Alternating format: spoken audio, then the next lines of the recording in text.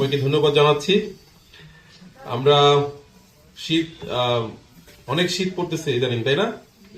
শীত কমতেছে আবার বাড়তেছে। সো বিশেষ করে আমরা শীত বস্ত্র বিতরণ করার জন্য একটা উদ্যোগ নিয়েছিলাম এবং একই সাথে আমরা কিছু আবেদন পাচ্ছিলাম আপনাদের বিভিন্ন সহযোগিতার জন্য।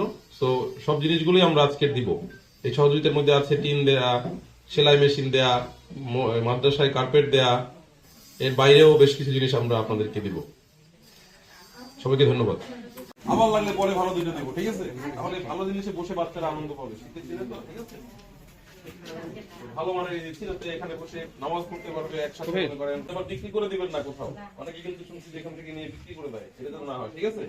কাজ করবেন, আমরা আবার খোঁজ নিবো কাজ করতেছেন কিনা।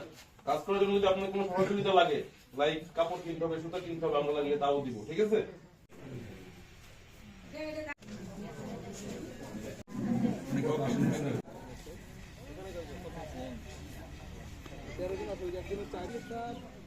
আমার ঘরের পরিস্থিতিটা ভালো না, ঘরটা প্রায় পড়ার অবস্থা।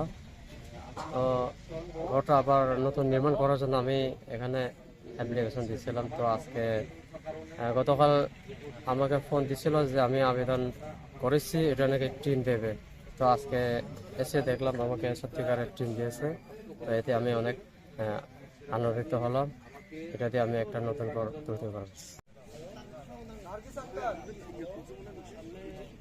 আমি বাংলাদেশ সেনাবাহিনীর কাছে দরখাস্ত করে টিনের জন্য আবেদন করি।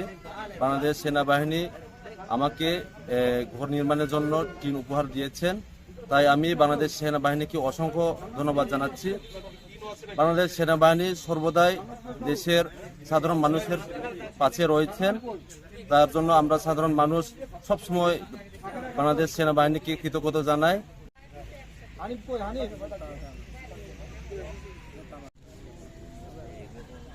মেশিনটা পাওয়ায় আমার খুব উপকার লাগছে, কারণ আমার বাচ্চা আছে, ইনকামকারী হলো যে একজন আমার স্বামী। ওনার পাশাপাশি আমি এখন কিছু করতে পারবো না, সেই জন্য অসংখ্য ধন্যবাদ জানাই সেনাবাহিনীকে। সেটা অনেক উপকার হয়েছে আমার।